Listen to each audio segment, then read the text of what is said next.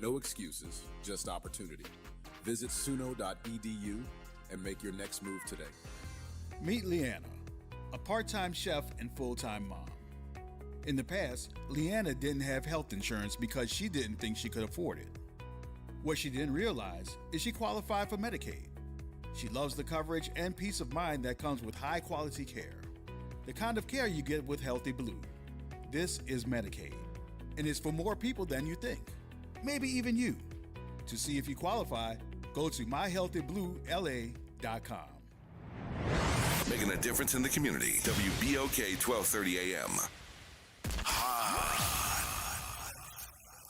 Here we go. The reality check on WBOK 1230 AM. All right, folks, welcome back. Welcome back. Are we up at all? We up? Yeah, it is now. Oh, okay. Finally. No telling. Yeah, there we go. It's up.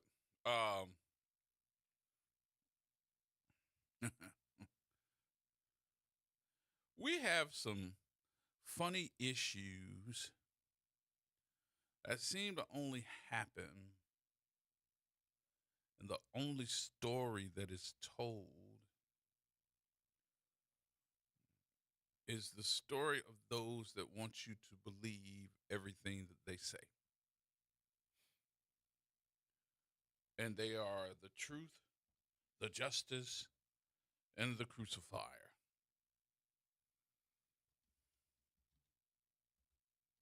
Nothing else can be told. What does get to me pretty much in the sense of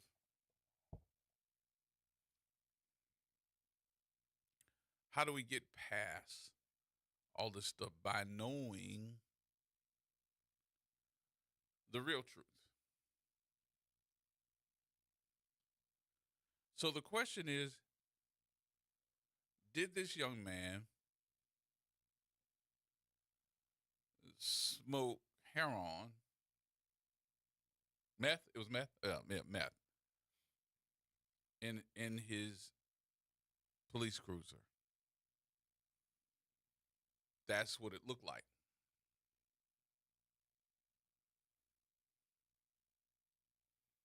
And that's what it looked like. I guess to the authorities too, because everybody was like, yep, he did it. Here's the video. And they took all his police powers.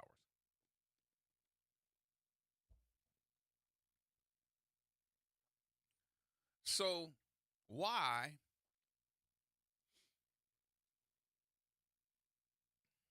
two things? Why was this article, this story, re-aired? Anybody with me on that? Why was this re-aired? It was done on two separate television stations.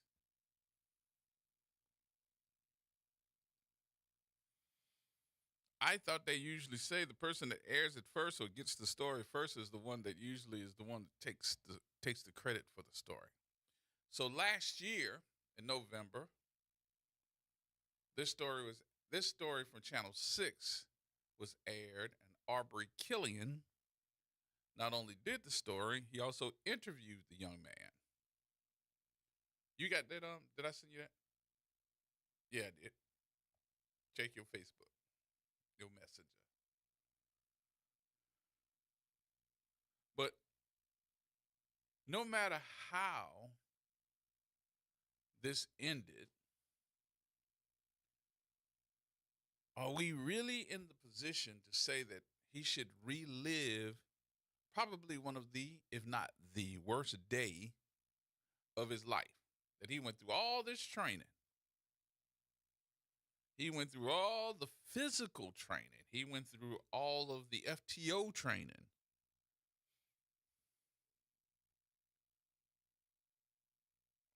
And then had to give it all back because of the fact that he was hooked on drugs. That's a sickness. And he said it was a sickness. But he knew he had done something wrong. All right. That's 2024. You got it? In 2025, we are revisiting this same body cam footage with another station that did the same story in New Orleans, not nowhere else, in New Orleans. They did the same story and interviewed Skip Gallagher to talk about it. So that disturbed me because this young man knew he messed up and he didn't deny it. So now he got to relive it again. Now, they're going to say, oh, Gerod taking up for the person that did wrong, da-da-da-da. Yeah. Your point is? Because you didn't hear me say that you just did something wrong. You heard me call this a sickness. Drugs. He was hooked. It don't matter if you got on a badge. It don't matter if you wearing tennis shoes or dress shoes. It don't matter. He hooked. But that's one of my issues. So I'm going to go back for a minute, and I want to play Channel 6. Then we're going to go to Fox 8, who did it again this year. And both of these stories, I have questions because I want to get down to the bottom of something. And we're going to ask the question. I'll tell you in a minute. Go ahead. A New Orleans police officer on duty smoking crystal meth. And WDSU Investigates uncovers the body camera video you have to see to believe. It's shocking. He could have killed somebody. We also uncovered the number of times the officer says he was high on the job, putting lives in danger. How often were you using crystal meth while on the job? The former officer speaking exclusively with WDSU investigative reporter Aubrey Killian. Aubrey has the emotional and raw exclusive. Hey, Gina, so Maurice Bailey, he says when you do meth, you sell your soul. He agreed to do this interview so anyone watching can get help.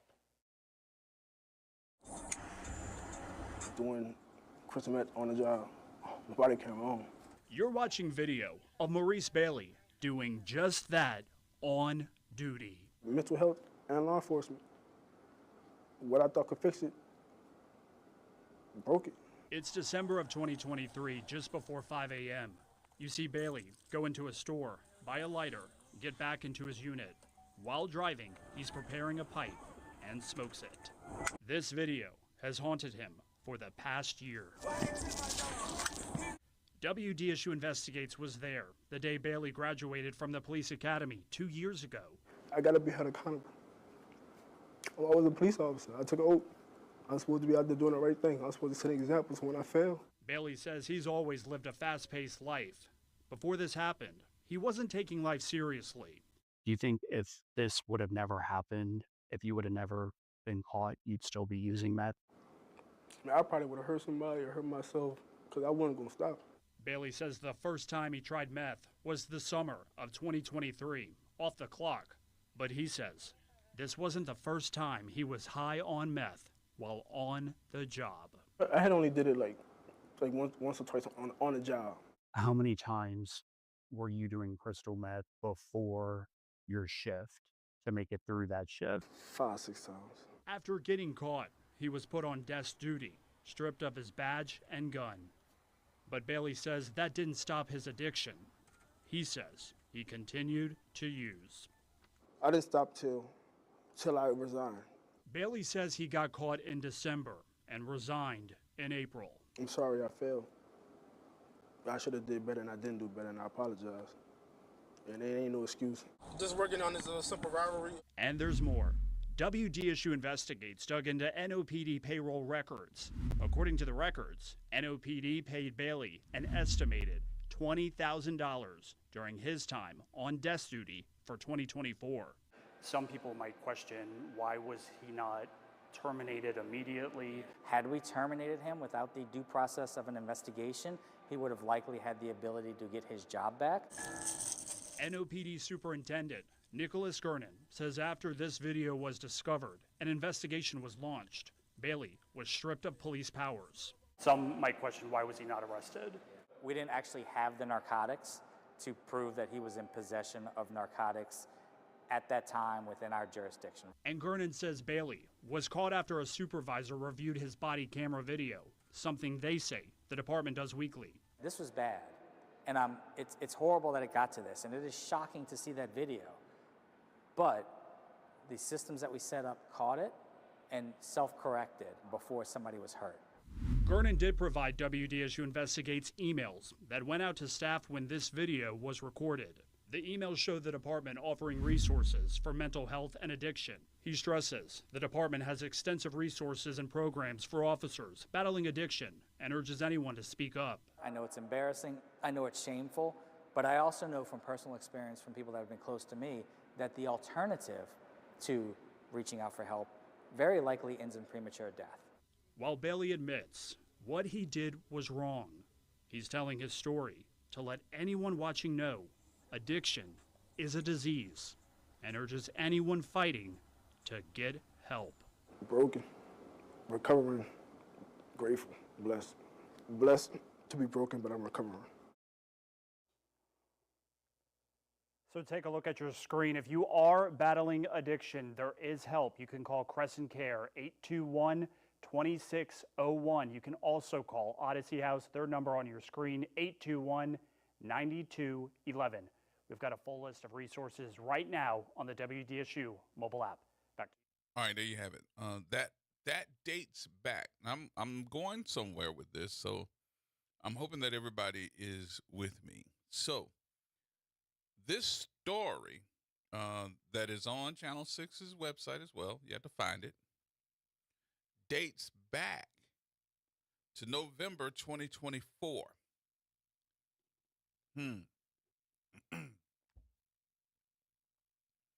In the story, Aubrey Killian, the reporter, says that the young man in question, as the police Officer Bailey, had been trying this crystal meth 2 years prior to him doing this story. So if this is a story that he did November 21st, 2024, that means that he has been hooked since 2022, right? All right. Everybody hold on to that part of it. 2022, that he'd been hooked. Since he graduated from the academy, graduated, went through FTO training, made a police officer, correct? All right, stick with me there. 2 years after he graduated. All right, Mr. Elmore. Hey, buddy, how you doing? Good. How you doing? I haven't heard from you in a good while. I said I haven't spoken with you in a good while. I think I'd give you a call. How you doing, brother? Good. What's going on with you? Well, my opinion is they trying, I say trying to embarrass whoever was the police chief at the time or whoever is related to him as a police officer or someone high ranking within the administration, past or present. That's the only thing I can figure out. They're trying to embarrass somebody, I guess. They're trying to embarrass somebody?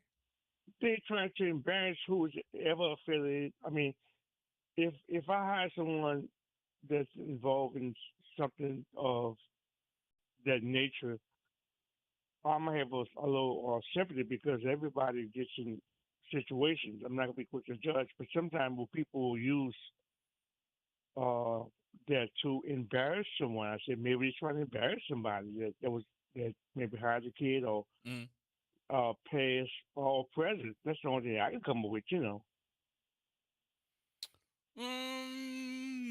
I don't understand. I don't understand. No, I'm not saying no to you. I'm saying I don't know. I don't know. I'm just trying to get everybody. Why would you want to re-air this story when somebody else did it? These are two separate radio stations. Two separate TV stations. Well, that's why I'm giving my opinion, because you never gave a hint, and that's why you said, that's why you give us the information so we can give our opinion. And I'm saying the only reason I can figure that out is someone they're trying to embarrass, past or present. I mean, that's the only thing I can figure out. I mean, the young man paid his dues. He admitted he made a wrong choice. He made a wrong choice, and he resigned. Yes, sir. So I mean, so I do agree with you, Gerod. What is the point? So that's what made me go.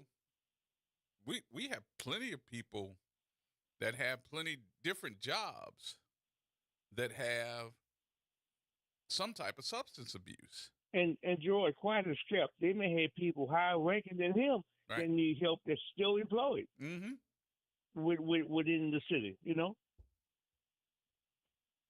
So we don't know. Yeah, well, again, I mean, listen, first I call you because I haven't called you in a while. Love is like a brother. Secondly, I commend you if you had anything to do with the governor being on the radio earlier. So just like to thank you. Nope, had I nothing wish to I do would have with heard. it. I didn't have anything to do with that one. Well, you're part of the organization. So I commend you for being involved. You know. Okay. You're laughing at me, bro. No, I'm just laughing. I'm not going to try to take somebody else's credit. I understand.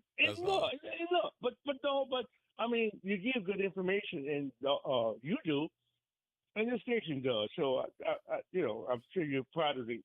Anybody that gives good information, if I'm part of your organization, I'm gonna be proud of them. You know. I got you. All right. Thank you, Mr. Elmore. All right, brother. Talk to you in a minute. All right. Is this GI? Hey, G-Man. What's going on? Ain't nothing to it. What you got? I'm listening up on this story that you got. Mm-hmm. And I think that, if I'm not mistaken, I think what they're trying to point out is that the city is in a hole already with money, with overtime, with the police. Uh-huh. This officer was paid afterwards. For desk duty. He made so much money afterwards. They couldn't, by law, I don't think they can just throw him away like that if he's got a drug problem. Right. I don't think you can just throw him away. Right, but he resigned. So I think that they got to try. They have all the different they got all the different programs. They're saying he resigned, but he still got money. He still received benefits, even though it was sick benefits or some other benefits that he received. I'm not sure, maybe $40,000, maybe 40, 15,000, 15, anywhere from $15,000 to $40,000 worth. Yeah, it was 20,000. 20 that he received after trying to resign.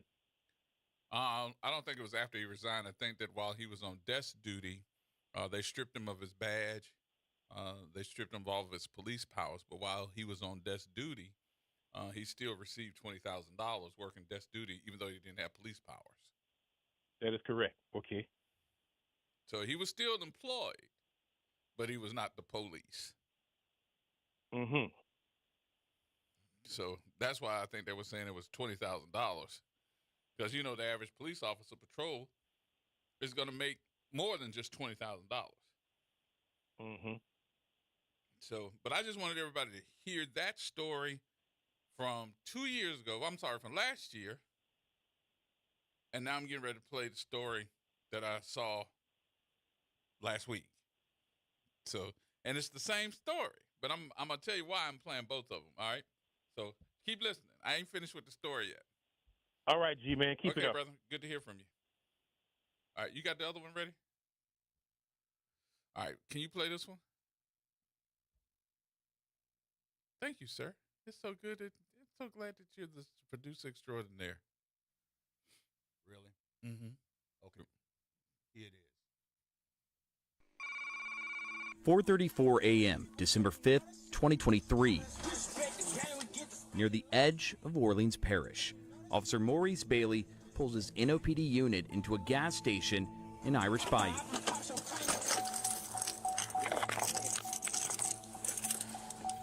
Bailey grabs his radio, heads inside and asks for just one thing. I could just get one of these lighters, right? What is it? One of these lighters, right, too? That one or this one? I'm a fan. Was it you taller than me? No, not really. I got on boots. Reaching over the plastic divider, he grabs an item and hands it to the clerk. You got one you want? You can see a green torch lighter momentarily before Bailey's arm covers his body-worn camera throughout the rest of the purchase. 657. In the next 4 minutes, Bailey moves his unit to the edge of the property facing toward Highway 11 and then pulls out a plastic bag that appears to contain a white substance.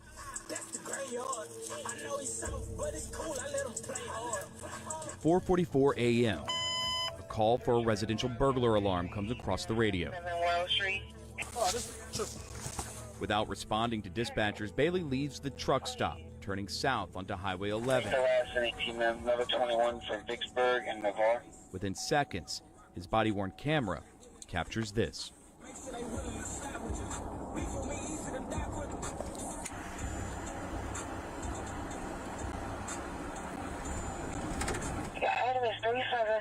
That brand new lighter torching a white substance into a milky cloud inside a clear glass pipe.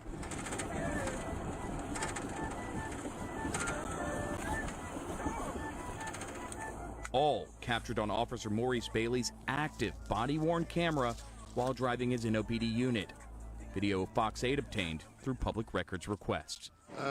What's happening? That looks like meth. What the? It's a crack pipe. That's sick. Oh my God. That's a police officer doing that? Something that he shouldn't be doing.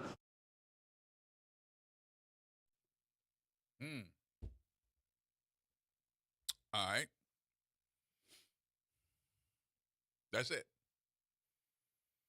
So, as I went back and looked at the dates on this one, which is the same video, same location, same store, same purchase of the lighter, sitting in a vehicle, same pipe, same police officer, Officer Maurice Bailey. This date says December 5th, 2023. Now, hear me out, because the other date says, no, this date was November 21st, 2024. And we were looking for the dates to kind of match. So December 2023 was when he got caught. So I said, oh, okay, cool. So you got caught December 2023 and resigned in April of 2024. So that's where I got my times and my dates messed up, because they're really not saying the same thing. This story was produced by Channel 6 in November of 2024, and this story by Fox 8 was this year. But it still goes back to 2023. All right, y'all with me so far?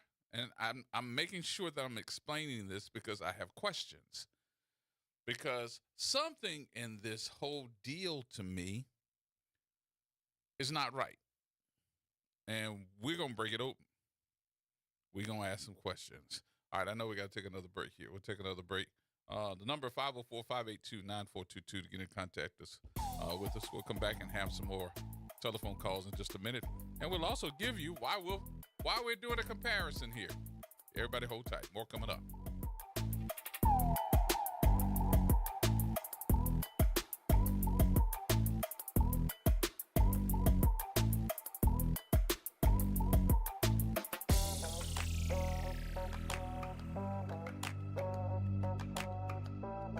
Norman Robinson is back. Can you hear me now? And he's taking no prisoners. Can you hear me now? Each weekday, Norman Robinson brings you commentary with Off the Top. The incident was shocking, disturbing, disgusting, disappointing, and sad. Each weekday, Off the Top with Norman Robinson is heard exclusively right here.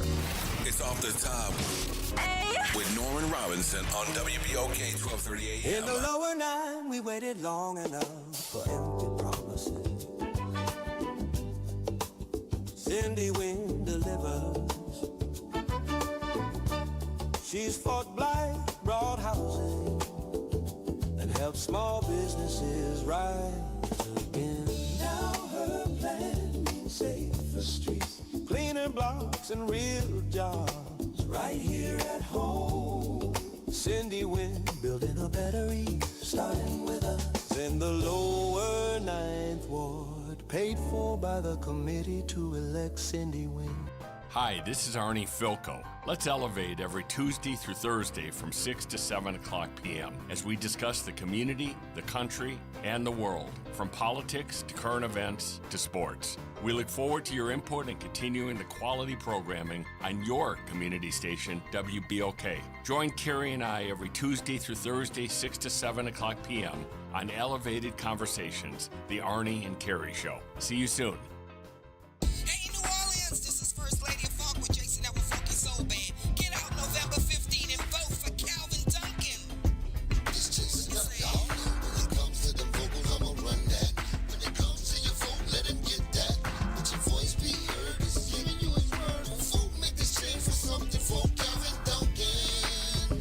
Vote Calvin Duncan. Vote Calvin Duncan. Paid for by Calvin for clerk. When you talk, we listen. WBOK. Here we go. The reality check on WBOK 1230 AM. All right, folks, welcome back. Welcome back. Thursday afternoon, Gerard Stevens with you. Our number 504-582-9422. What you say, Dale? We missed him? Dale, call me back. Missed you. Okay, so y'all see my issue already. We're trying to figure out what date is what. But I can make an assessment and say that this had to be 2023 when we were talking about this young man making probably the biggest mistake of his life and getting hooked on crystal meth.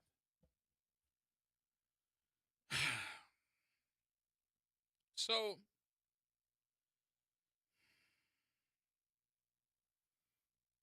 there's a issue because I saw where Fox 8 did this story, and then they were interviewing the professor from UNO and having him to weigh in on why he thought this was, something that happened and everybody's giving their professional opinion. But there was still something that made me go, And to this day, it still makes me go, Things that make you go, Make you go, Boy, you And, lucky. and it's one of them things, bruh. You're lucky. Huh? You're lucky I don't have my high keys. Your what? The high keys. Because you know I would have played it. Oh, Lord. But let me get back to this. The thing that makes me go, don't even look for the song. The things Punk. that make you go,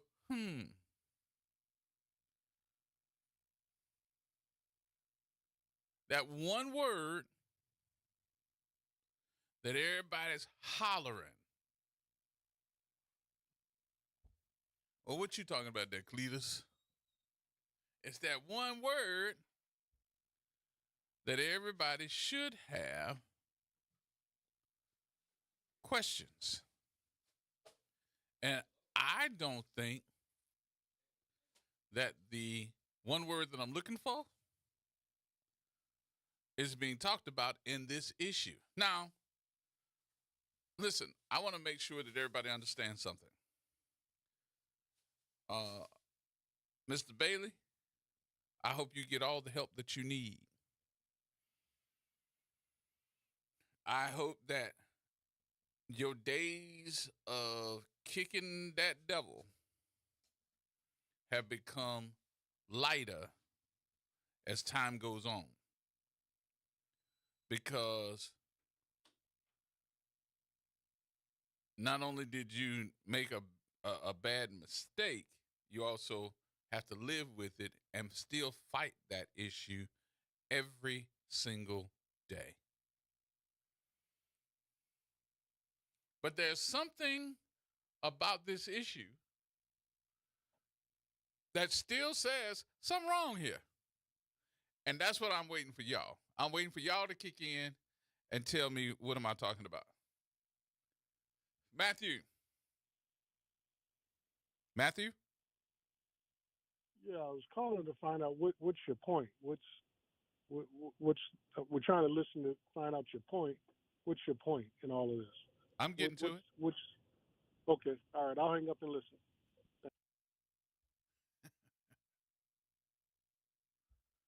Did anybody hear any difference? Evidently you didn't. Did he just call me and ask me what's my point?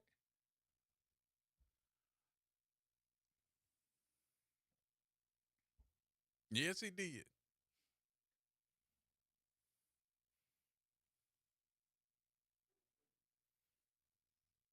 And I'm going to get to it. I just like to give you all the opportunity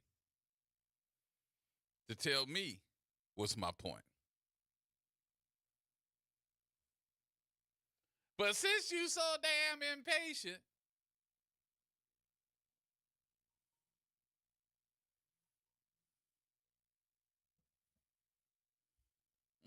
let me tell you what the point is. The point is that there are procedures that are done before a police officer is given full ride and say, you're on the street by yourself now. Because remember, even after you graduate from the academy, you got to be in somebody's car. You got a daggone person that has field training with you. You're with them. You're with a FTO, a field training officer, right? But after you get out of that academy, before they give you your credentials, before they say you on the street, what you have to do? Somebody tell me. Mr. Bill. I don't know what you have to do, but I'm going back to 2022. When was his graduation? 2023. Okay. And that training starts a year when they get out, they usually go on the street for at least, 9-10 months with the field training officer. When you apply for police jobs, aren't you drug test? Are you what? An application? I'm sorry. Drug test. Yep, you are. Keep going. You going down the rabbit hole. Go, keep going. See, it seems like to me he was doing drugs before he was applied for the position. It sounds like to me that you might be right. I don't know about that far. I didn't go that far back. But I do know one thing. Before you get in that car and you get full police power, you have to take the P test. It seems like you take it in training. Yep. One or the other. You got to take it before you get in, even get thought about. And then the next part of it is before you get in that car, you have to take another one. He had it in his system. And if you have it in your system and you flunk, then you're not a police officer. Right? Seems like it to me. So the question is,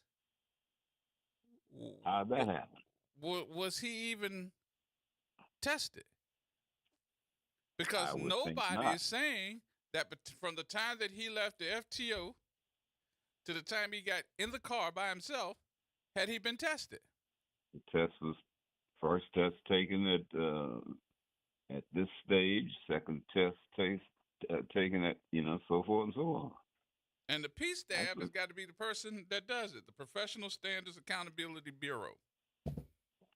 Whatever their procedure is, whatever it's called, I don't know. The procedure is before you become that police officer on your own, you get P-tested. And the question is, why didn't he get P-tested? Even if there was a false positive. Hey, let's do that again. Yep. That's my only question. Well, then let me answer Matthew's question. That's my point. My point is, Matthew was being impatient.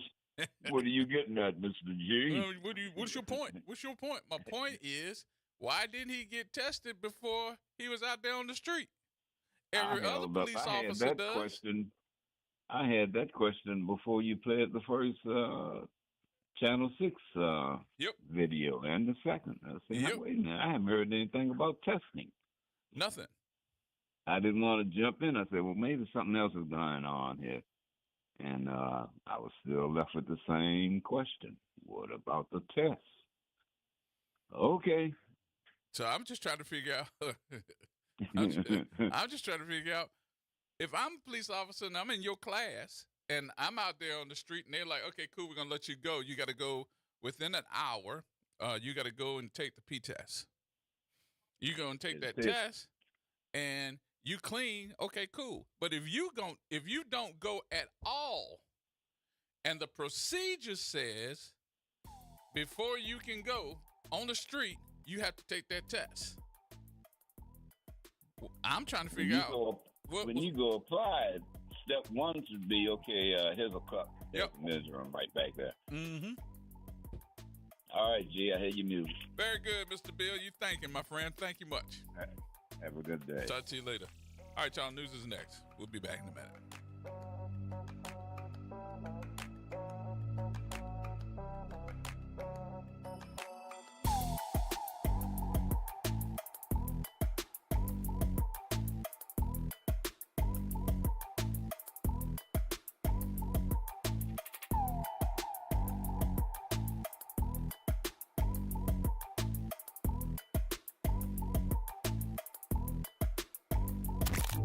Campus of Xavier University. WBOK Go and Equity Media Station.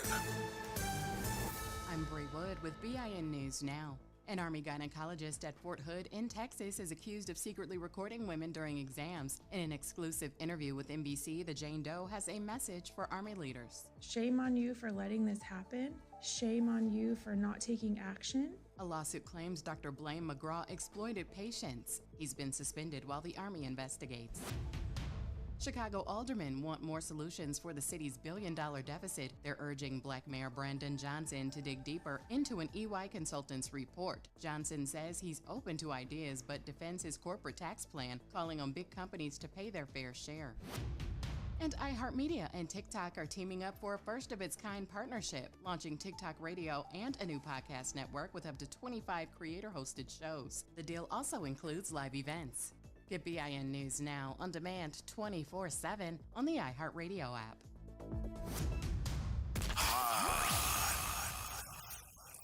Here we go. The Reality Check on WBOK 1230 AM. All right, folks. Welcome back.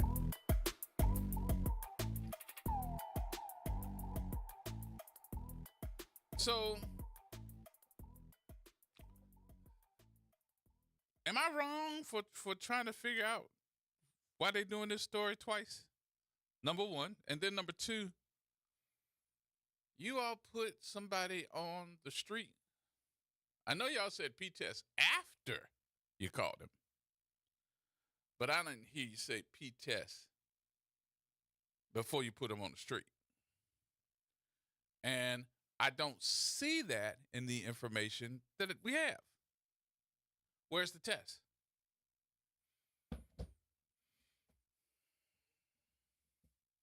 And did anybody ask the Professional Standards Accountability Bureau, who was the head of it was deputy chief at that time.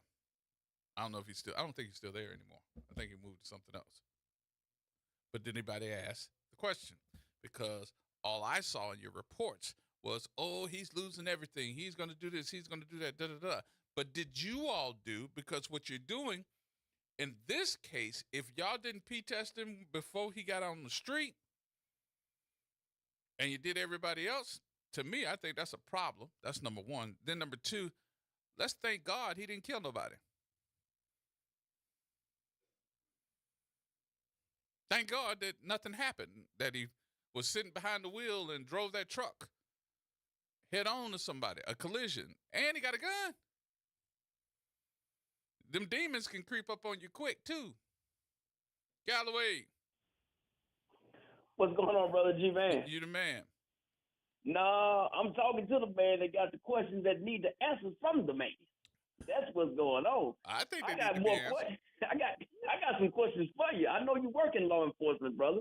My thing is, how often are police officers, sheriff deputies, or whatever, every week, random? Every week. Every week. Now listen, understand what I'm saying. Every week. Don't think that we P-testing everybody the same week. Don't think if I got you this week, we're gonna get you again next week. It could happen that way, but every week there is a random P-test. Okay, so every week there's random. Yep. So that right there should let you know either this man did not care or he thought that he can do some type of drug that would be out of his system within 2 or 3 days. And I don't know what he was really doing. Was it meth or heroin or what? I just it was crystal meth. You know, all of them think that they can clean themselves up with that gold bond. Yes. You know, I wasn't sitting behind the microphone all my life. I know a couple of things. Yeah, and trust me, because you know I know it's totally different from the military to the police. You know, but it's certain drugs that you test for, and if like some people. They would tell us you getting tested for alcohol. Mm-hmm. Some was getting tested for marijuana. Some was getting tested for certain different drugs you can test for. But my thing is with the TV, I'm a little torn because sometimes TV people do stuff for ratings, and then sometimes people do stuff to help folks. But the media in New Orleans, I don't think it was to help anybody. I think it was for ratings. Mm-hmm. I think it was to embarrass the entire police department. That's just my opinion. But to the young man, I hope he's getting some help. On being real as I can be, I do not like to see substance abuse from anybody. Right. We all grew up in well, I'm 50. I should say. I can't say we all. I'm 50, so I grew up in the 90s. I saw what crack cocaine, heroin did to folks. I saw what it did to families. So I don't play with substance abuse. So the main thing is, young bro, I want him to go to rehab or whatever he needs to do to clean himself out. Mm-hmm, mm-hmm. And my other question is, I always see the young police officers walk where I still call it Congo Square, where Louis Armstrong Park. But I still see them young police officers. You can tell they fresh out the academy. And they walk in, they just as proud as they can be. They walk in that little area around them, and every now and then I talk to some of them young dudes. Mm-hmm. Most of them young black men. And they want to do something right and do positive, not only for themselves, but the community. Mm-hmm. Do you think it's some type of corruption within the NOPD that's still lingering? Because, I can go all the way back to the 1980s with Mr. Otis Buckner. Yes, when he broke the whole NOPD wide open and had the feds come in. But my thing is, do you still think it's some corruption within that police department that's driving these young police officers into being dirty cops, or are they so stressed out that they got to turn to drugs, or maybe they was drug addicts before? I don't know. Because the ones I talk to, like I said, they want to be good guys. Mm-hmm. But New Orleans is a hard place to be good. I ain't gonna lie to you, bro. We got some folks that do something. And it ain't just black people that'll do something. A lot of folks don't realize until you are in, and I don't know if NOPD does this anymore. I can't speak for them. I probably could call somebody and ask. But I would suggest that if anybody could do so, that they apply to do a ride along. Where and don't do no ride along just to be doing it, for your lunchtime, and they take you around in the French Quarter, you need to be in the midst of things doing a ride along. Yes. Like at night and on the weekend. That 11 to 7 shift, that 11 p.m. to 7 a.m. shift. Yep. That's when the ride along needs to go, because they do it around here. They've done it at every military base that I was at. If you wanted to do ride along, because it's always friction between. It's always something popping. Yes. And let me tell you. And I tell people, I said, don't sit out there and go out on, they have dinner, donuts with cops or whatever, coffee with cops have. That's the good thing. That's the smiley. That's the smiley stuff. Now, you got to go. I do one. I was doing them with OPSO, but it was with the OPSO task force that was also with NOPD in the 8th District. I would go just because they would walk the whole French Quarter. They would do all of Bourbon Street. They do several of the other streets, and you're not going to ride just to ride along. You walking, so you walking 8 different blocks. Yeah. And you see any and everything. And the night that I was out there the last time, they had a shooting. Yes. When I tell you that they were cornering folks, and they communicate not only just with them, NOPD, the state police, they going to check you out. They going to get you. And it ain't no joke, because you talking about live bullets. Oh, yes. Hey, it's real. Like I tell folks, it's real. Yep. When you leave out of your patrol briefing or whatever briefing you get, once you step out that door, and everything can happen. Yeah.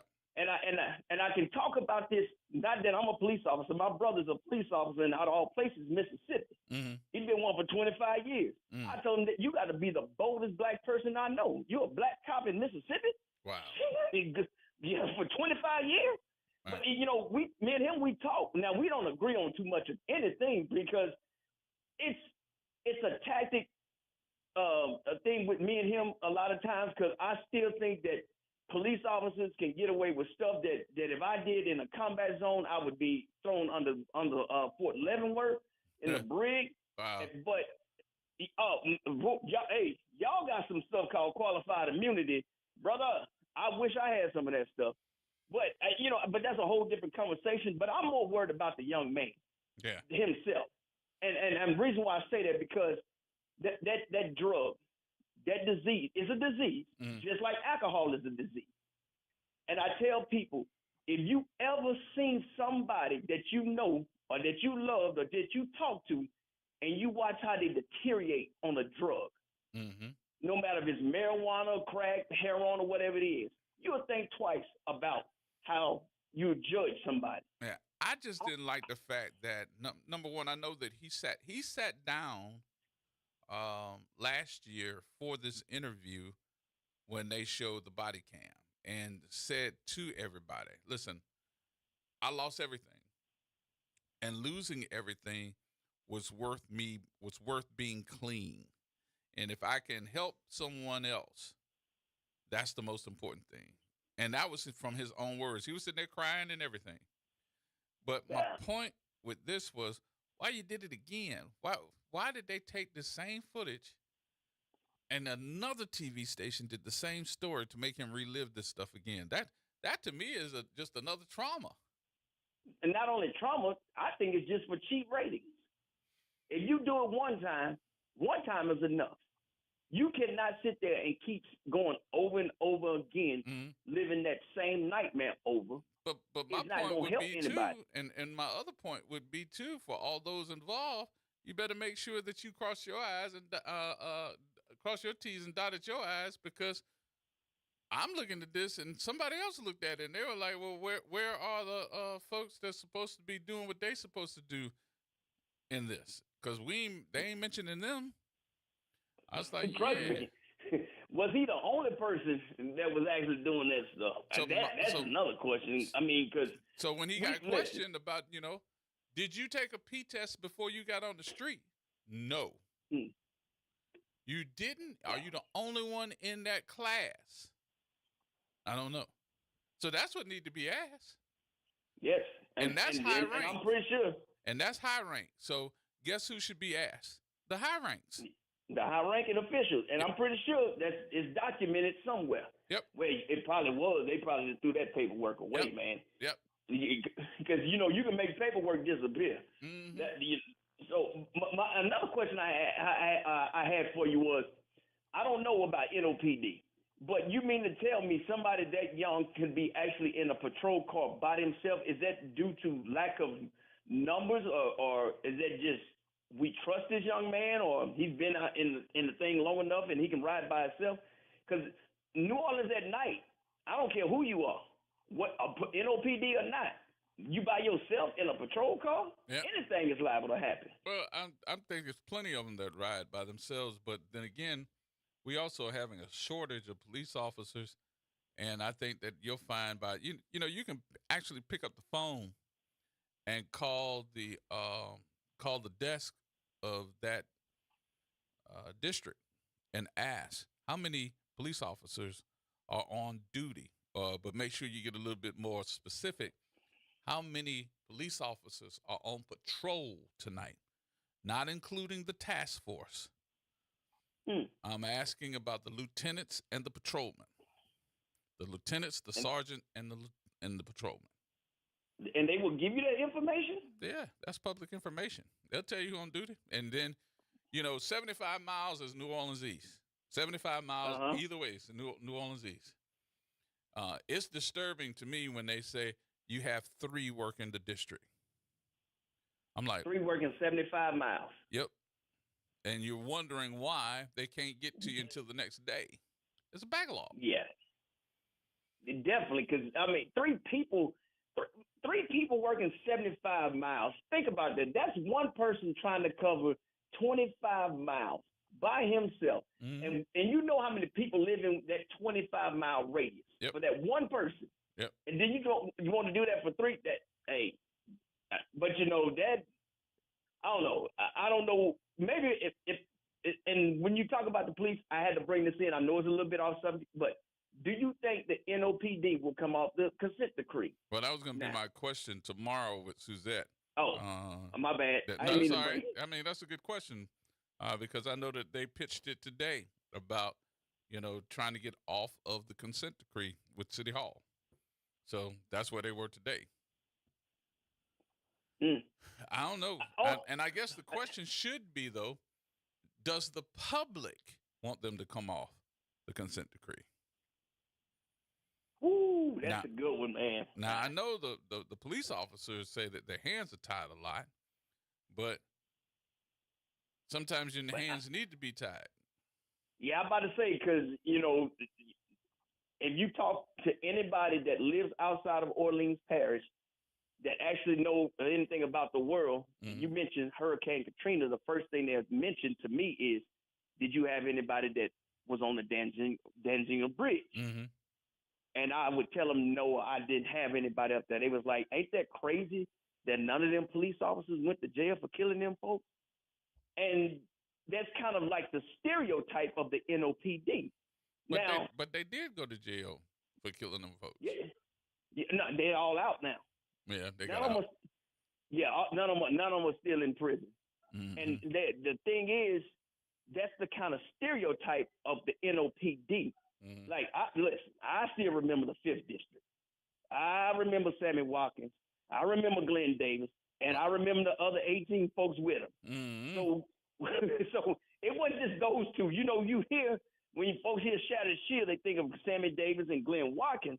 But you got to remember, it was some other folks up in there. I still remember the cops that told me about the ham sandwich. Yeah, he used to tell me about Flat Top. They used to bring the people over to, after he beat the crap out of them, he'd bring you over there, drop you off in front of Charity and pull off.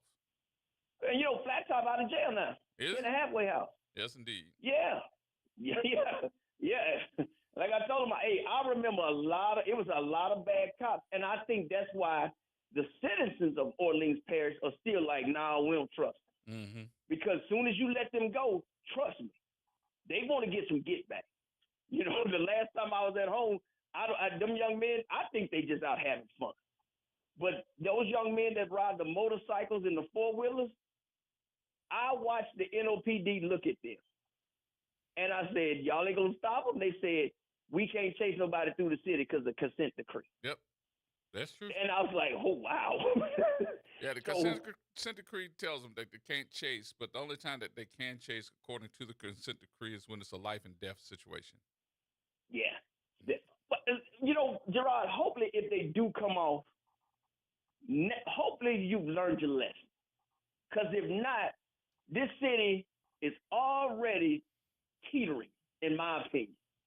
It needs a spark for something to happen to folks to stand up. And I don't want to see some young black man or girl get shot in the back or shot by a police officer over something petty or nonsense for folks to start getting in the street and trying to tear stuff up. Right. That's my only issue if they come off. Because trust me, you got some cops, and there's some cops on that work for NOPD that shouldn't have a badge and a gun, but they there, and that's what we got to deal with. But that's a very, very, because they've been on consent decree for what, almost 20 years, right? Yeah, it's 20 years. If I'm not mistaken. Yeah, just about 20 years. Just about 20 years. Yep. Only people that's been on that longest been Oakland Police Department. And guess who came from Oakland Police Department? Yep. You talking about Granny? Granny Clampett. Yeah. so, hey, all I can say is good luck, man, because I like a good police officer, but I hate a bad cop. Yeah. If you a good police officer and I'm not looking for no handout or no give me no nothing. If I'm out there acting up, doing wrong, man, take my behind to jail. Yes, but if I'm minding my business, not doing nothing, bro, don't bother me because I ain't bothering you. That's just me with the police. Right. So, because I've seen the good cops and I've seen the bad cops. Yep. And I want the good cops to actually do their good police work. We need good cops. I need to see a good cop go out there and stop a bunch of young kids from fighting. I need to see a good cop, instead of taking dope and putting it in his pocket, take that dope, put it in the evidence room, and convict the drug dealer. I'm serious. Because I tell people all the time, take away those drugs from the 90s, from our neighborhoods, we would not be in this situation where we at. Right. Yep. And what I mean by that, Gerard, is if you get a neighborhood that's quote-unquote drug-infested or that's a known drug spot, guess what happens? Your property value goes down. Right? Once your property value goes down, nobody wants to live there. There goes the neighborhood. Exactly. So I like good cops, but bad cops, I can't stand you. I got you. Yeah, I'm not playing. All right, person. All right, take it easy, brother. Have a good one. All right, you too, brother. We got to take a break. All right, we'll take the break here. We'll come back. More in just a minute, y'all. Everybody, who tight right here on WBOK.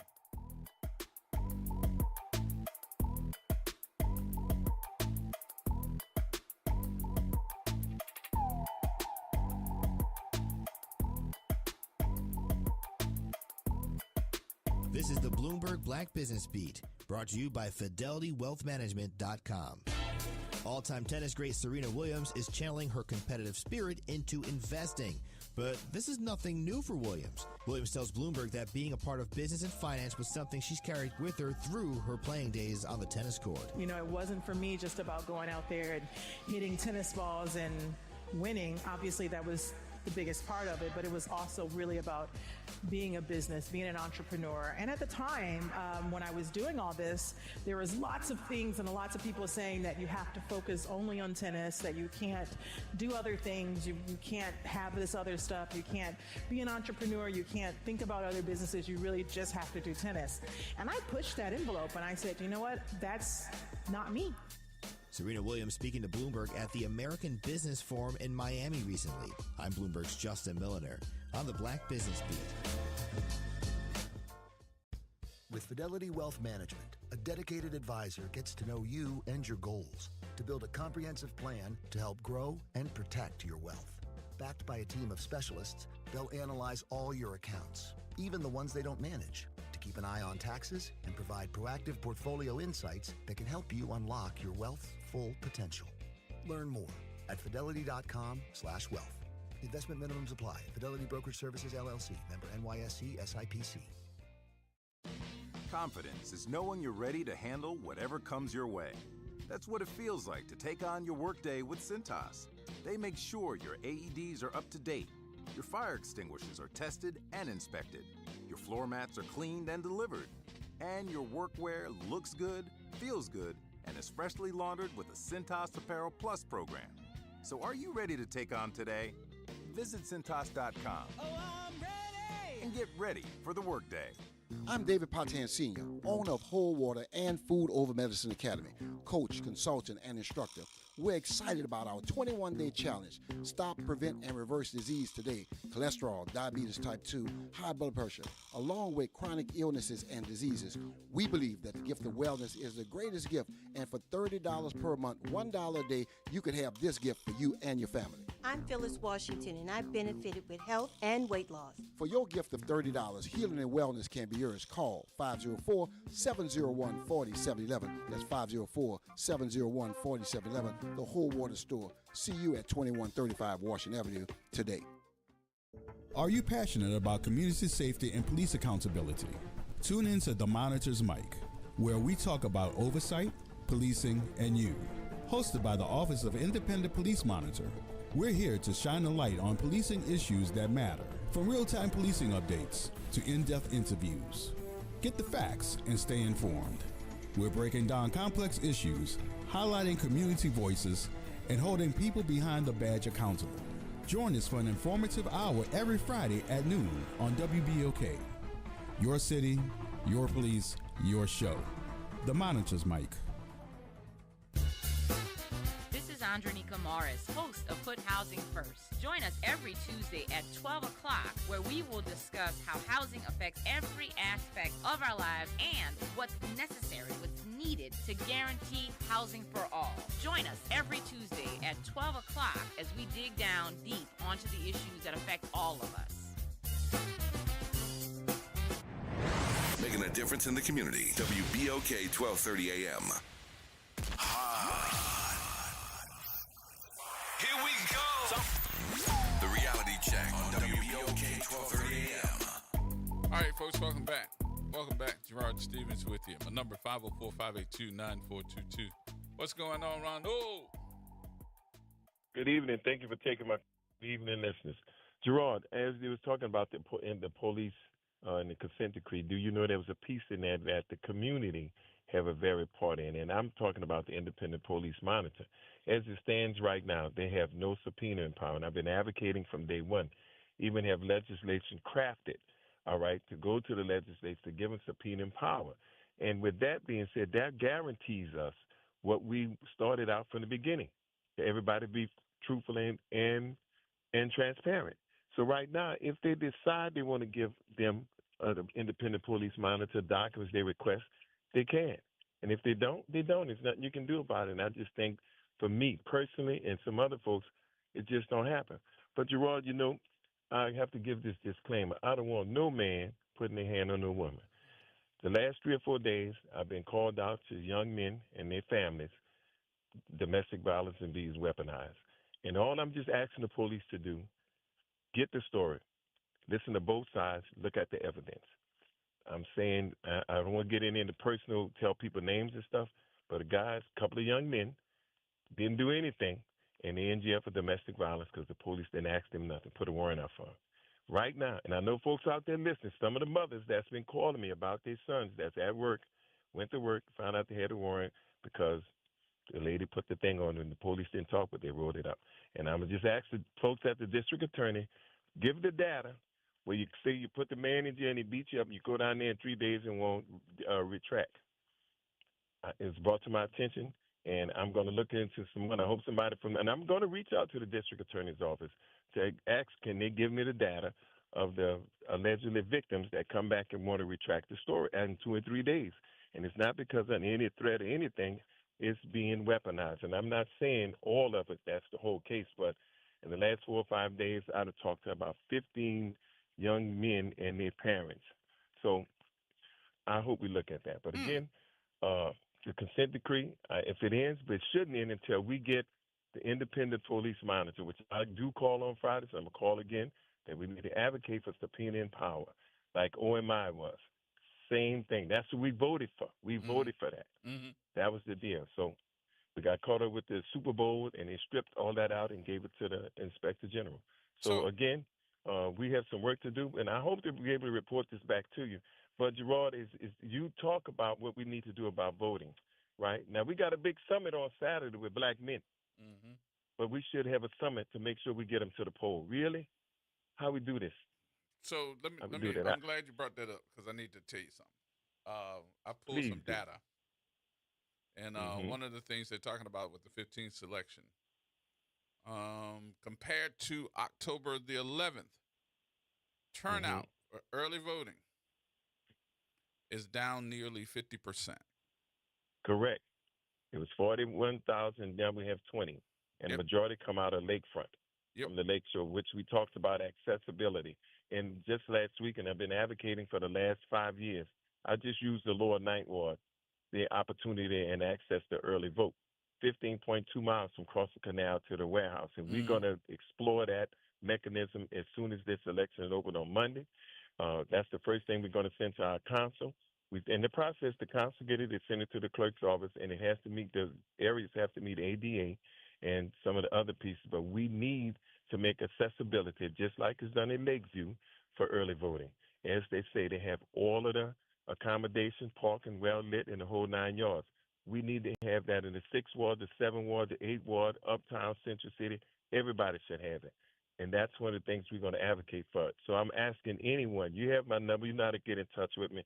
You have a location that meets the requirement for ADA and parking, let's bring before our district council and put it on a platter, and let's make it happen. Because this is one of the issues. Look who's advantaged. And I'm glad they turn out and vote in Lake Vista. I commend them for that. I think it's a great thing. But they have the accessibility. I talked about this in the Lower Ninth Ward about a week ago, and I still stand firm with that. We need the accessibility. Again, the Lower Ninth Ward from Delary to the poll, that's almost the last street in New Orleans. That's 15.2 miles to early vote across the canal. Yep. So and they we're going to work on that, Gerard. Well, they're saying the best places for the runoffs would be Gentilly, Lakeview, right, and New Orleans East. They said Because they of had the turnout was the highest, but still compared to what they had last month. Correct. It's down 20%. Yep. And again, we do know when you want something passed, give it in a run off election. It's like Burger King. You can have it your way. Right. But we're going to continue to work. And as I said, I don't think we should have anything on the day to vote. I don't care. If it's not a funeral, we shouldn't have anything. Because what we're trying to do, and we're going to keep working, and I would love to be at that summit. I'm kind of personal for me. I would love to be at that summit to hear the brothers talk to the young brothers and just to pick up some more knowledge from some of these guys that got on the panel. But it's unfortunate I won't be able to attend because I'm going to be out there knocking on doors, canvassing. I'll be in your neighborhood uptown, 7th, 8th Ward, because we're going to definitely ask you, get out and vote. I'm not supporting anyone, but we need to have a voting presence on Saturday. And that's where we are. And I just think, I don't know where we are in this community, but all these distractions make me think you with the man sometimes. And I don't care who get mad. You come on. Yeah. This is serious. The most important thing in our power is voting. And so I just hope the folks are positive. You could call me. I hope you do call. Don't talk about me. Call me and say, let's put this off to next Saturday. Well, and we could support this. I got another issue. I'm getting tired of doing all these stories and putting out the truth about a lot of the stories. And then the TV station come and do it, and that's the truth, Ruth. I'm like, wait a minute. We've been doing stories about the lights being out, or we don't have proper lighting in the city. The lights being out on the high rise, out in New Orleans East, and all these different places for years. Correct. And now I got a TV station that says, special report. We've got the worst areas of the city where you're not having lights on the highway. I'm like, what? Where y'all been? We've been working on this for years. I know where they've been. They've been listening to WBOK. That's where they've been.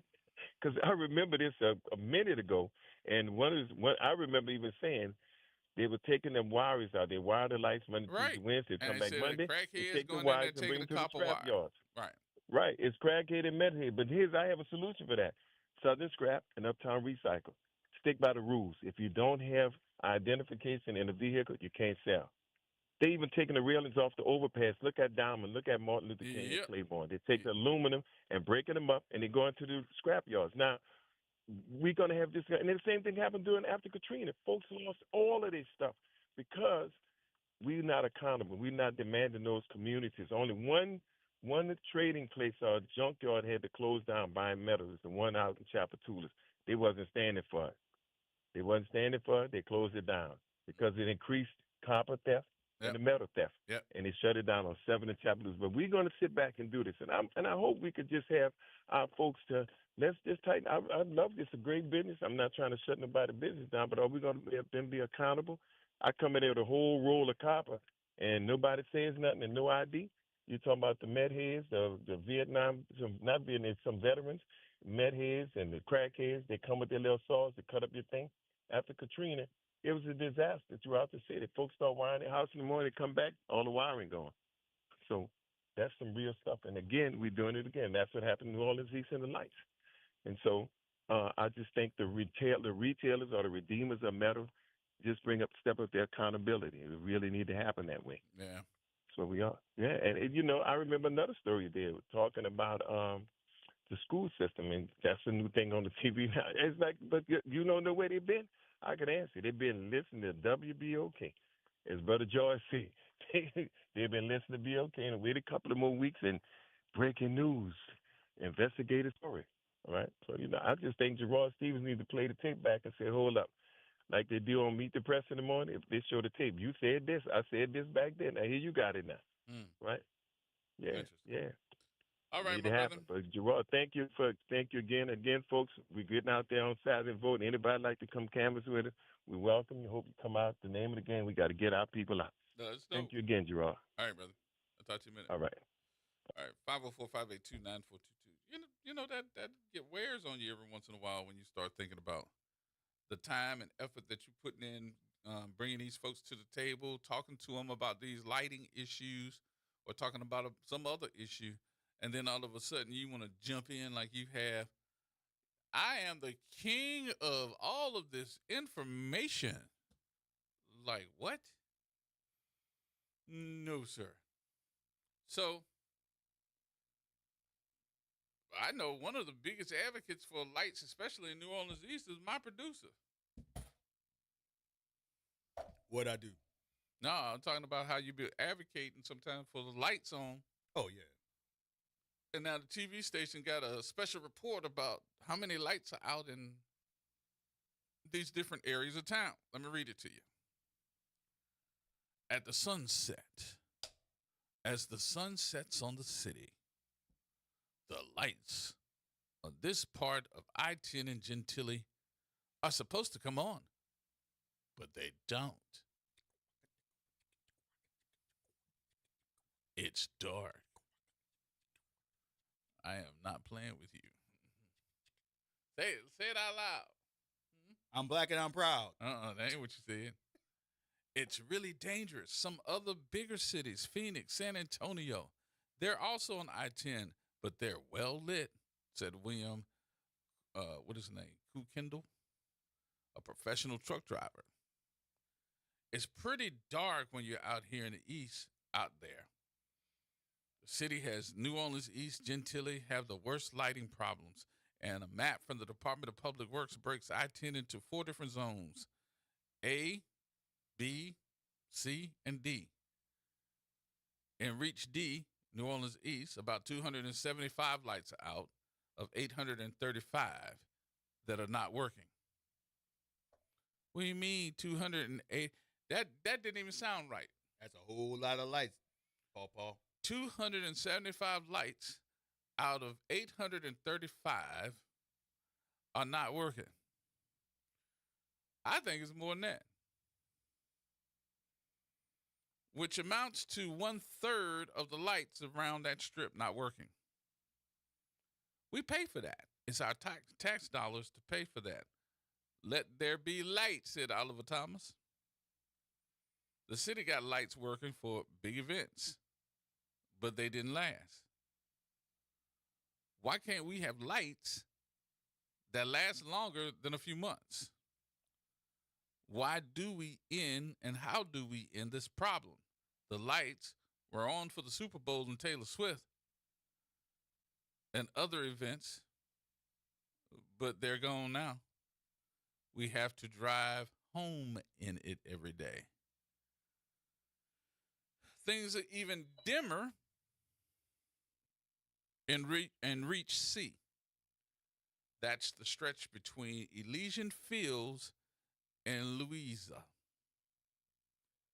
Out of 351 lights, the city's website says none of them are working. Not a one. All right, so let me give you this. For everybody that's coming into town from New Orleans East, coming across the high rise, when you come down that high rise, you might not be able to see what lane that you were in just because of the fact that it's so dark. The only thing that keeps up the lighting is the headlights from the folks in your vehicles. If you're coming from New Orleans, Gentilly, that area, and headed to Dowman Road or going across the high rise, you are in the dark. The minute you come from Franklin Avenue in that area, around that little bend coming across 610 to get on I-10, you in the dark. Going all the way up the high rise.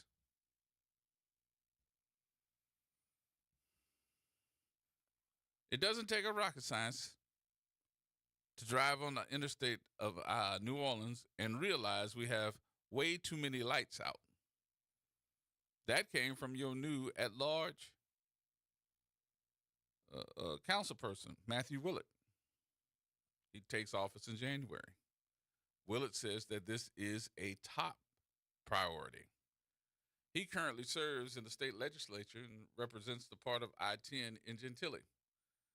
A lot of those interstate lights that are out, that's the entryway into the city of New Orleans for people who are traveling in from the east.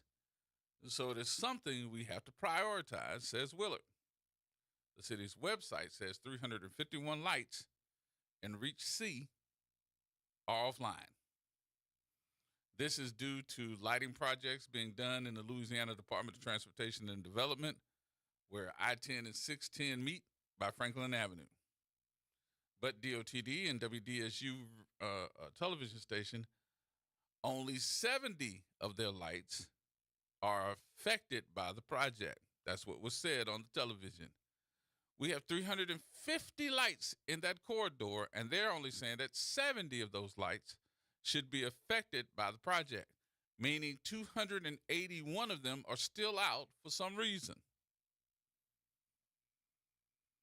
And some appear to be the city's responsibility. There are several areas of this that are safety issues, says Renee Amar. Amar runs the Louisiana Motor Transportation Association, one of Louisiana's largest trucking groups. You would think road lighting would be one of the really basic things they would be able to do. And it pains me at times why it seems to be such a difficult task.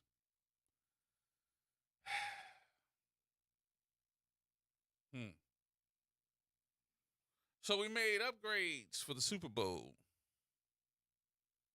from the Parish Line at the 17th Street Canal, Power Boulevard, right before Kenner. Y'all installed 500 lights. And I'm trying to figure out how many were installed from the area of Gentilly and New Orleans East. We talking about they were installed coming from Baton Rouge.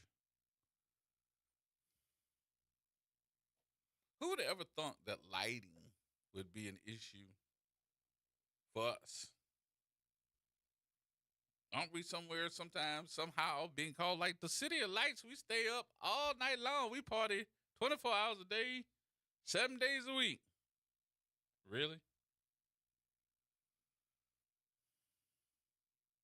Well, we sure can't tell it sometimes. We sure can't tell it sometimes. And where do we go from here, money wise?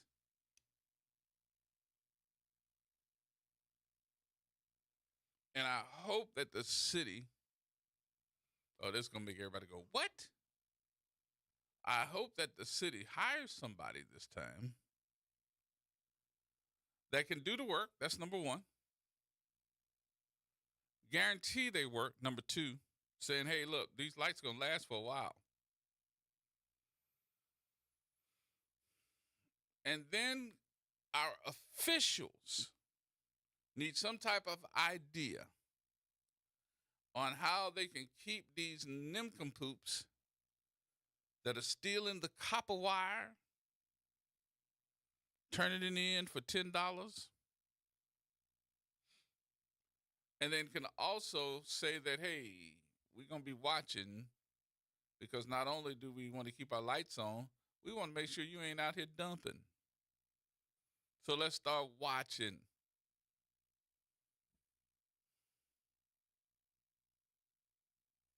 All right, let's go a little bit further. Let's talk about Reach A. Reach A is from the Parish line to Metairie,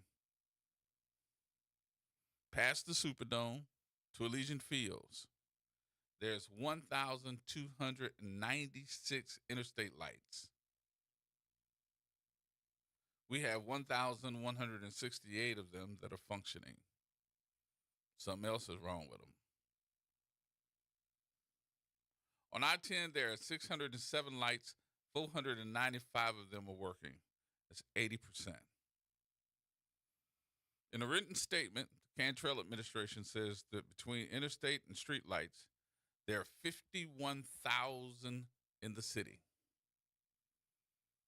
DPW staff completed training on the new assessment of management software in August of 2025, and the city resumed in-house street light operations on September 19, 2025, enhancing the accountability and response times. So it looks like they're trying to improve it. But I'm also from the Show Me State. Show me that you're doing it. Nah. Everybody went, what? Did he say nah? You know we do the nah. Nah. All right, we got to take the break. We'll take the break here. We'll come back. Wrap up the show in just a minute, y'all. Everybody hold tight.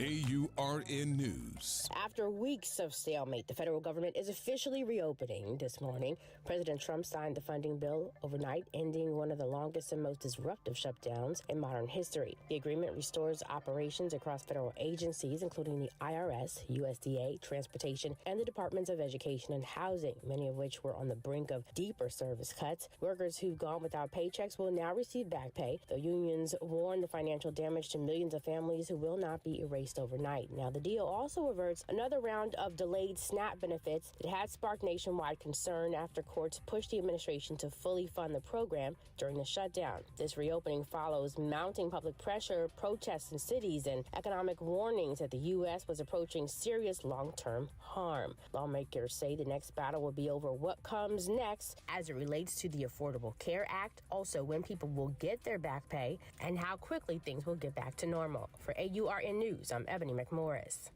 This is Monica Pierre along with Sally Ann Roberts Daybone, co-host of Your Power is On. Tune in Sunday mornings from 7 to 8 a.m. for music that feeds the spirit. Get your Sunday on. Right here on WBOK 1230 a.m. and WBOK1230.com, the station you listen to all day long. Tired of the impersonal one-size-fit-all style of banking? You deserve a bank that delivers exceptional service and personalized attention to your needs. That's the Home Bank Standard. Since 1908, Home Bank has been a trusted financial partner for businesses and families because we go the extra mile to help you reach your goals. See for yourself why Home Bank is good for business, good for life. Stop by any New Orleans area location or find out more at home24bank.com. Home Bank, member FDIC. 2517 Bayou Road, Chef Sherman Esteem. You're talking about great food, great conversations, and definitely great drinks. We sell hookahs and we rent them out. So if you want to have a nice time and smoke your nice hookah, come on down to Nano's Cajun Cuisine and Pastries and have a wonderful time. We will entertain you and we will treat you with happiness and joy.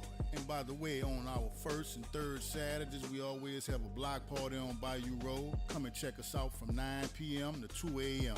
Hey, New Orleans, this is First Lady of Funk with Jason at Funky Soul Band. Get out November 15 and vote for Calvin Duncan. It's Jason up, y'all. When it comes to the vocals, I'ma run that. When it comes to your vote, let him get that. Let your voice be heard. This is giving you his word. Vote, make this change for something for Calvin Duncan. Vote this Saturday. Vote Calvin Duncan. Paid for by Calvin for Clerk. You've got responsibilities, but that doesn't mean your dreams are on hold. At Southern University at New Orleans, our evening and weekend college is designed with your life in mind. Finish your degree. Start a new one. On your time. Your degree. Your schedule. No excuses. Just opportunity. Visit suno.edu and make your next move today. Meet Leanna, a part-time chef and full-time mom. In the past, Leanna didn't have health insurance because she didn't think she could afford it. What she didn't realize is she qualified for Medicaid. She loves the coverage and peace of mind that comes with high-quality care. The kind of care you get with Healthy Blue.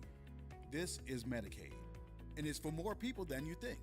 Maybe even you. To see if you qualify, go to myhealthybluela.com. I'm Wendell Pierce. Thanks for making WBOK your station. WBOK. Here we go. The reality check on WBOK 1230 AM. All right, folks, welcome back. Welcome back. Before we get out of here today, one of the multiple issues that I want to tell you to take a listen to. I actually sent this gentleman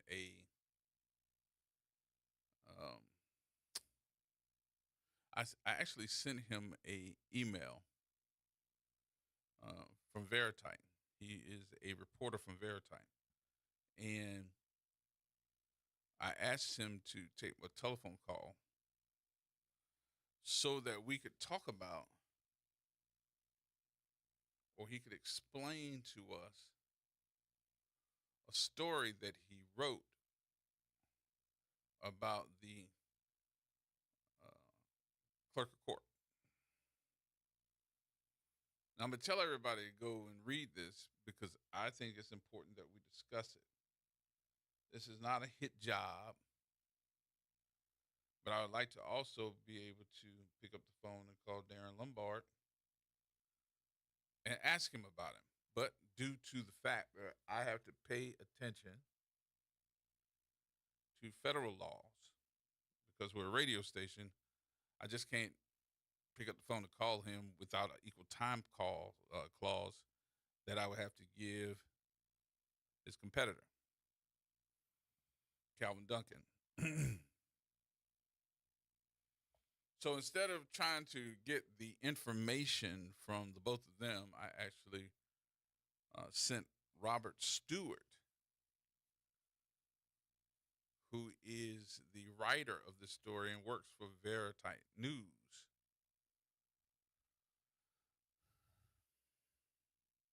And asked him, say, man, would you come on the show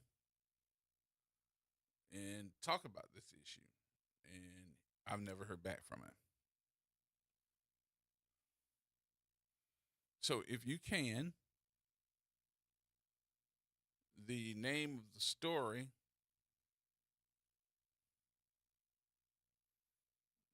is under justice. So I didn't know it was this bad. Challenger alleges Orleans clerks Lombard lost hundreds of thousands of dollars for court.